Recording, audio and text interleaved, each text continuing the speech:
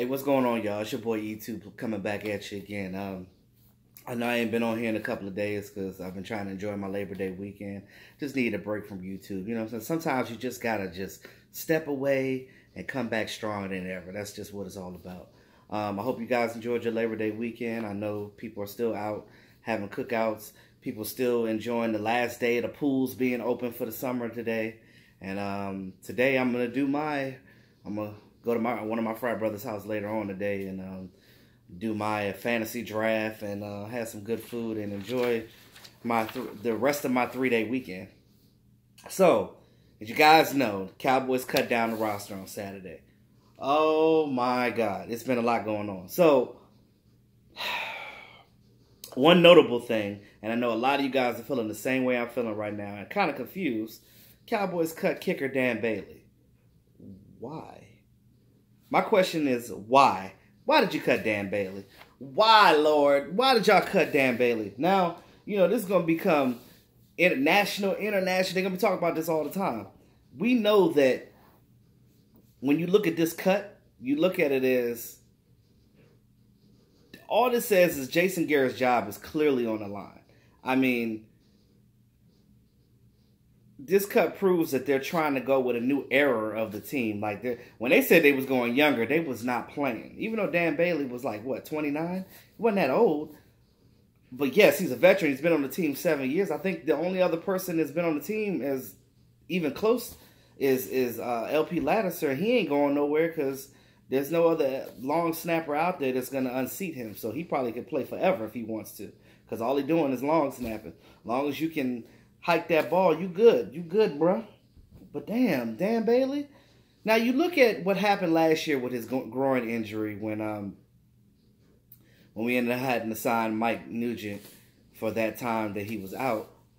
You know, he's missed a couple of things that he normally would have made.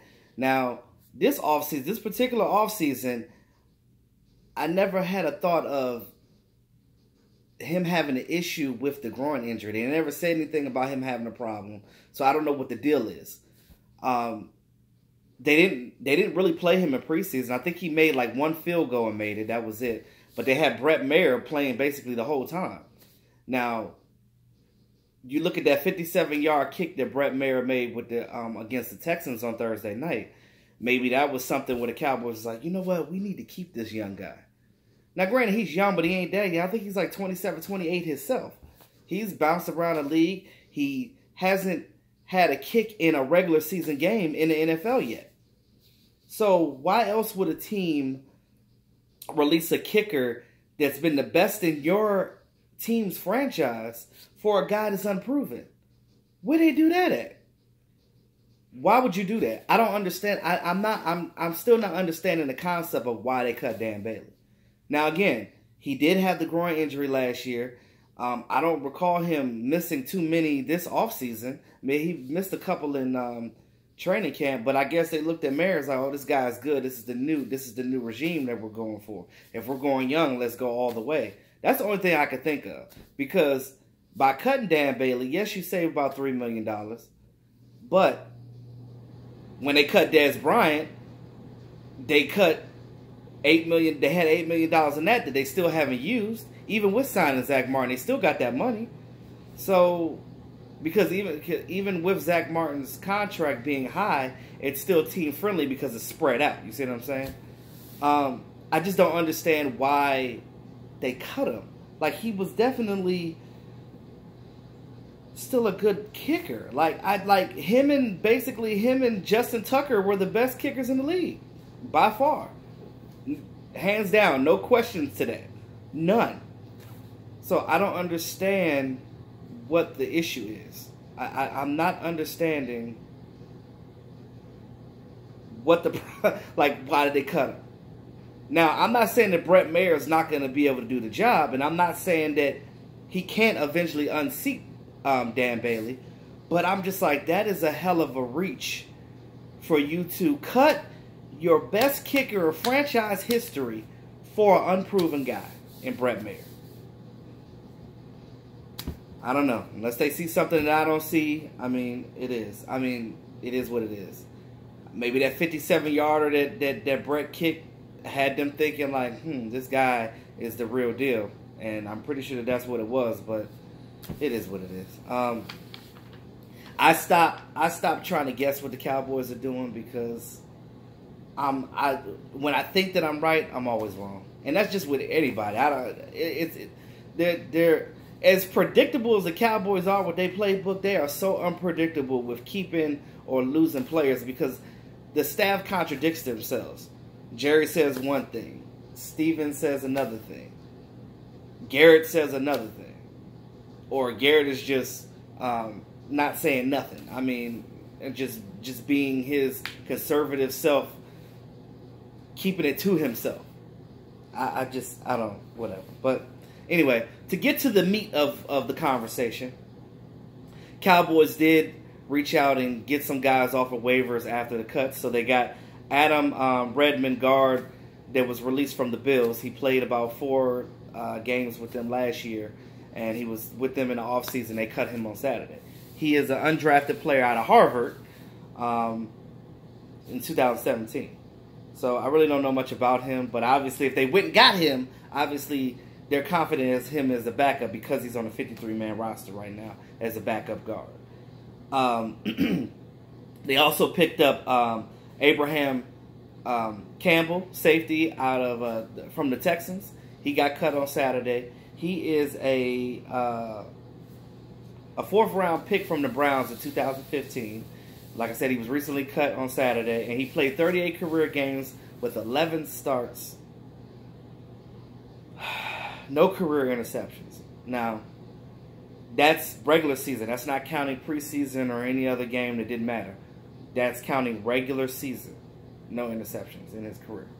So, again, that's another guy that we picked up that's a veteran that really ain't did much. That seems to be the story with the Cowboys. We just can't get that splash play. We got the money. I don't understand why we don't just go get Earl Thomas or somebody that makes sense. But it is what it is. With that being said, though, of course, there has to be casualties when you grab these guys. So they ended up waiving guard Kadeem Edwards and defensive tackle Brian Price. Now, I'm going to go back to both of these guys because both of these guys can possibly come back depending on what they do with some other players that are still injured on the roster. But I'll come back to that. Now, I'm going to go to the roster step by step. And I know you guys probably already know, but I'm just going to reiterate this because, you know, this is my channel. And I just want to get y'all feedback from me, from talking to me. So, we already know the quarterbacks. You know, you got your Dak, your Cooper, your White. No-brainer there. Running back, interesting. So, they got Ezekiel Elliott, Rod Smith, and Jameis Olawale as the fullback. That's it. I would have thought that they would at least had 3 regular running backs on the squad, either Darius Jackson or Bo Scarborough. But they cut everybody else. And they only kept basically the guys that were on the team last year, minus Jameis Olawale, which was also a Cowboy when he first started his career and just coming back from the Raiders. But the good thing is they did bring all 3 of these guys back, technically. They got Jordan Chung, they got Darius Jackson, and Bo Scarborough, which they just brought back today on the practice squad. So I'll go through the practice squad list in a minute. But they just brought back Bo Scarborough today, I think,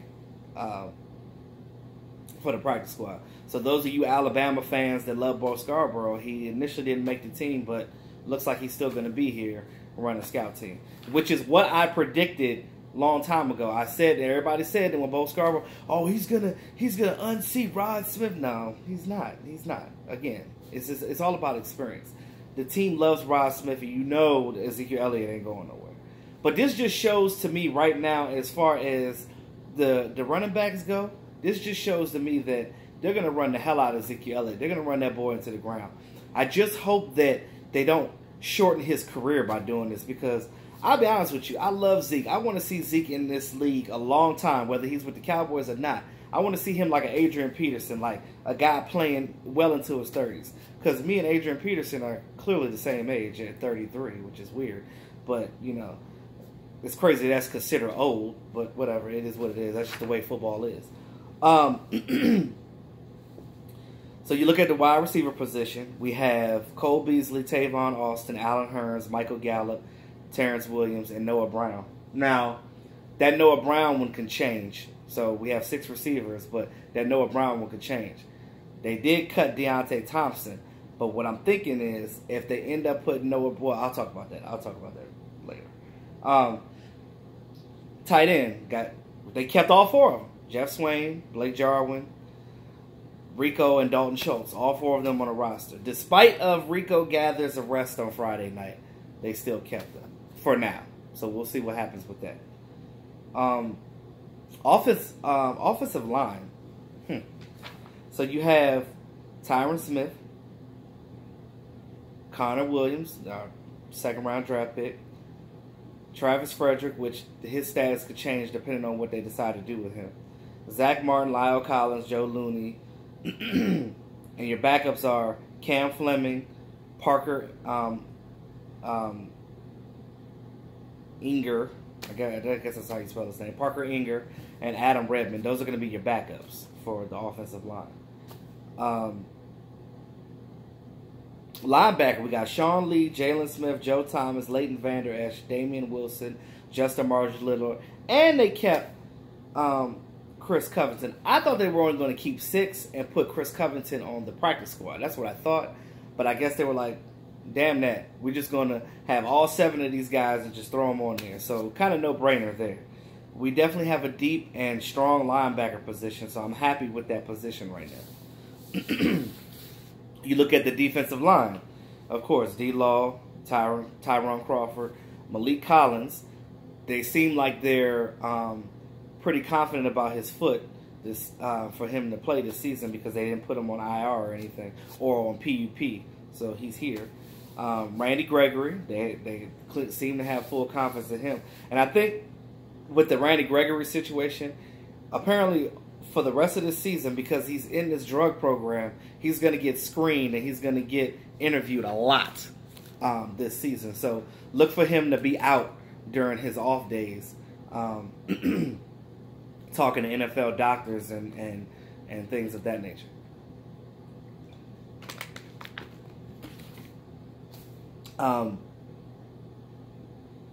So Randy Gregory, Taco Charlton, Antoine Woods, which was a show out in training camp.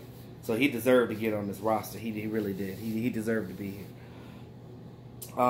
They kept Daniel Ross and Dayton Jones. Again, Dayton Jones is still injured with his knee, so that can be a change too. Again, I'm going to get back to that. So your DBs, what do we have, 9 of them? So you have Chidobe Awuzie, you got Byron Jones, Anthony Brown, Jordan Lewis, Jeff Heath, Xavier Woods, Kayvon Frazier. They kept the undrafted guy Tyree Robinson, and with the addition of Abraham Campbell, which we just, like I said, we just got him from the Texans because they cut him. These DBs, I don't know. We'll see. I'm not sold on the safety position at all. I am not sold on the safety position. First of all, Xavier Woods is not playing the first game of the season, so that means that Campbell's probably going to be taking the spot. But we'll see. We'll see what happens because the first game is next week against Carolina, and I just we'll see. I'm just not sold on it. I'm not sold on it at all. And of course, our special teams unit, without Dan Bailey, it's Brett Mayer, LP Laddiser, I'm sorry, Luis Felipe, and Chris Jones, of course. And I don't understand. I don't get it. It looks like he's working out with the Jets right now. And if Dan Bailey does get picked up by the Jets, it's going to be weird seeing him in another uniform. Because if that's the case, you're going to have 2 former Cowboys that I know of right now. Him and Wilcox. Because Wilcox is up there with the Jets too. So it's a lot of our former players just scattered around the league right now. It's funny. It's just so weird seeing them in other uniforms. I just can't, like, You got Orlando Scandrick because, again, Kansas City got 3 of our guys. They got Orlando Scandrick, they got Anthony Hitchens, and we traded Travaris Ward to them, and we got back the Inger guy from them in that trade. So now they have 3 of our guys. And it's just interesting just to see these guys in different uniforms. So I'm definitely going to be watching these guys during the season and just seeing how good or how bad they're doing with their other teams. I know that Anthony Hitchens is probably going to be good for the Chiefs because they seem like they really like him. So, you know, I wish he could have stayed here, but we just couldn't get that contract together. So as far as the practice squad goes, right now they brought back Dres Anderson. So El Boogie, I know you happy about that. I know you happy that we got Dres Anderson back. They kept offensive tackle Jake Campos. So now that we got 3 running backs on here now, because initially they only had 8 guys, but I think they have 9 now if you add Bo Scarborough. So Bo Scarborough, Jordan Chung, and Darius Jackson, all 3 of the running backs came back to the practice squad. They kept wide receiver Lanston North, thank God. I'm glad that he cleared waivers and came back. Defensive back Donovan Alumba, which is the guy that they kept calling Richard Sherman, the long guy with the dreads, the tall guy with the dreads. You know, I'm pretty sure that Chris Richard wanted him to come back on the practice squad because he's a big guy and he loves his big DBs. Safety turned linebacker Kyle Quiro is back on the practice squad, and Charles Tapper. They got Charles Tapper back on the practice squad. Now, with Charles Tapper, his story is really unique. He just lost his mom, I think to cancer or whatever. But he lost his mom. She was sick. She just passed away. He basically takes care of his brothers and his family right now because it's just him. And I'm glad that the Cowboys decided to bring him back in the practice squad because he's still with the team and he's still going to make money for his family. And that's big. And I've been rooting for Charles Tapper because he just had a raw break. You know what I mean? Like, unfortunate injuries, you know, stuff like that happens. And, you know, he's from the area that I live in. He's from Baltimore. So, where he's from is about 40 minutes from where I am. So, I mean, like I said, I've been rooting for Charles Tapper, and I pray that he can get back and hopefully make this roster again. So, back to what I was saying about the injured guys. So, if the team, hypothetically, right now they have Travis Frederick, Noah Brown, and Dayton Jones on the 53-man roster. All 3 of these guys are injured to some capacity.